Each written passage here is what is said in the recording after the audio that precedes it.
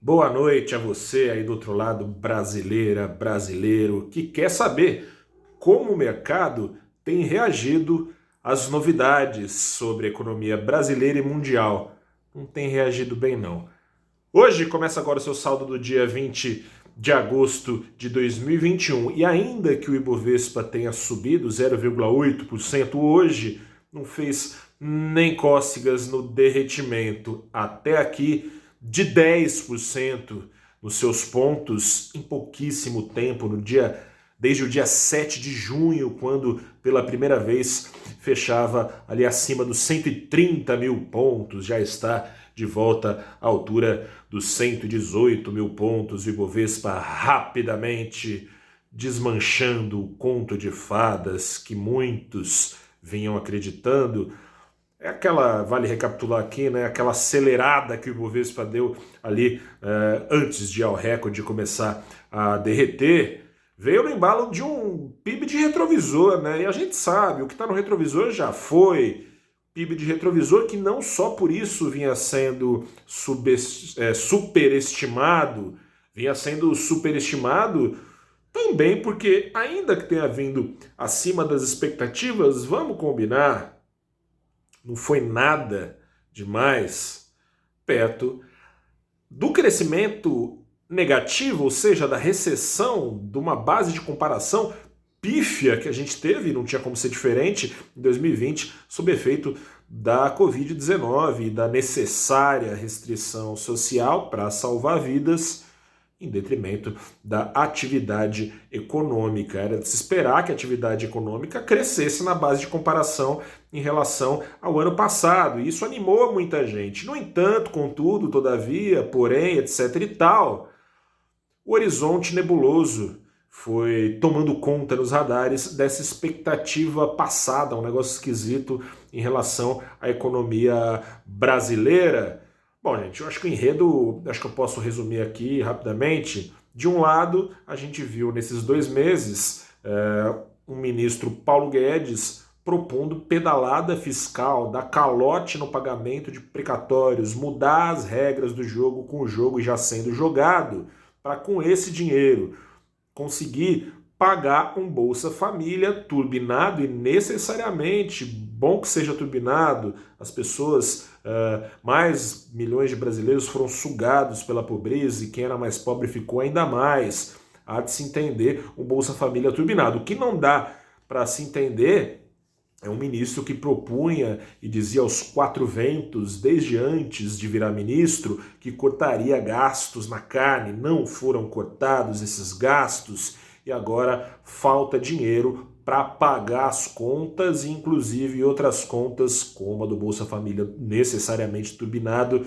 que surgiu pela frente. De outro lado, a gente tem, e acima do Paulo Guedes, e mostrando que Paulo Guedes está ficando muito mais parecido com o que o Bolsonaro sempre foi do que o contrário, ou pelo menos do que Paulo Guedes dizia que era, temos um presidente Jair Bolsonaro, dia sim, outro também, fazendo ataques ao Estado democrático de direito, seja atacando, e ele disse que nunca atacou nenhum ministro do STF, ele chamou de imbecil apenas, atacando outros poderes, seja dizendo que o jogo democrático aqui no Brasil não é confiável, colocando suspeitas sobre urnas eletrônicas que são estudadas por outros países, por serem justamente confiáveis, por passarem por auditoria.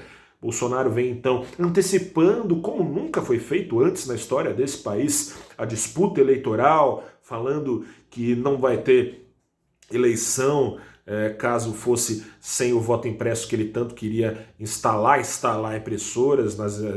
Cara, tem isso, ou seja, o arcabouço institucional que sustenta tudo em um país, inclusive o mercado financeiro, é colocado em xeque pelo próprio presidente da República. Não bastando isso, a gente tem no Congresso apatia em relação a reformas que de fato tragam produtividade à economia brasileira. Ao contrário, temos em discussão uma reforma tributária que foi, na verdade, a primeira parte da reforma tributária colocada de lado, não sabe-se por quê, colocado na frente dela uma reforma do imposto de renda, que pelo texto que se tem agora, e vai saber se é esse texto mesmo que vai ser votado, vai saber se vai ser votado de fato, o que se tem agora é um potencial risco de ampliar o buraco das contas públicas no ano que vem, diminuindo a carga tributária, no ano que vem ao longo da história, diminuindo a carga tributária, que é sim alta, mas que na situação que o Brasil está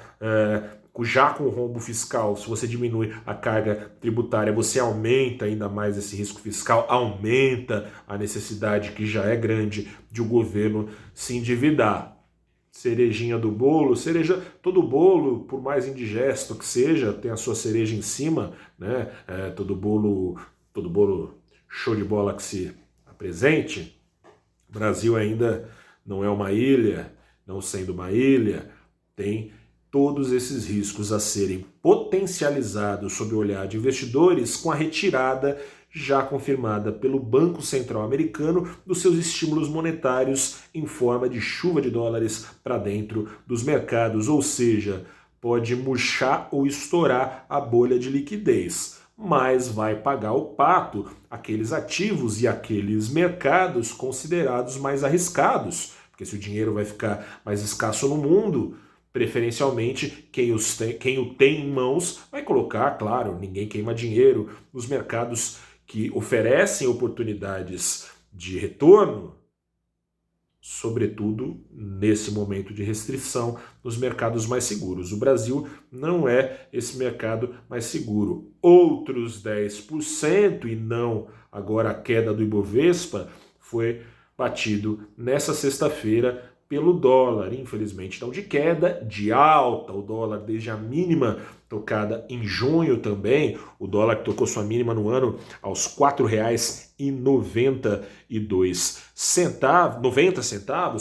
em 24 de junho, de lá para cá já subiu 10%, fechando na sexta-feira aos R$ 5,38, enquanto o dólar orbita aí na casa dos 5,40 contra uma cesta. A gente pode, se você quiser acompanhar em detalhe, acesse valorinvest.com, tá lá o entenda desse cenário e mostra lá o desempenho do real contra o dólar e de uma cesta de moedas emergentes contra o dólar, o real comendo poeira para a moeda do Chile, para a moeda da África do Sul, para a moeda do México, para a moeda da Rússia, para as principais emergentes do mundo, com uma diferença aí média de desvalorização do real na comparação com a desvalorização média dessas moedas de quase R$1, risco fiscal gritando, risco institucional gritando, em paralelo a isso tudo e acompanhando essa alta de riscos, juros indo para cima,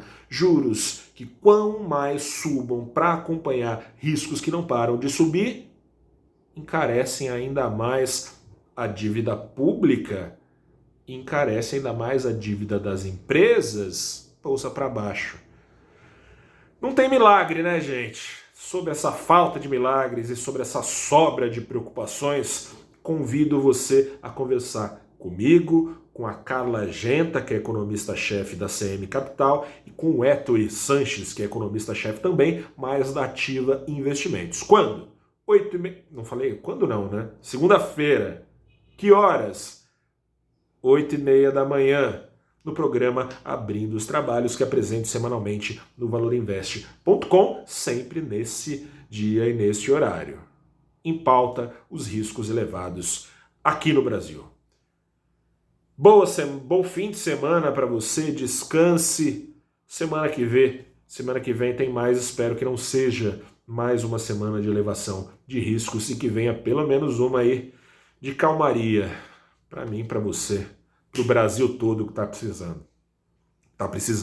Se cuide aí, gente. Grande abraço, até a próxima e tchau.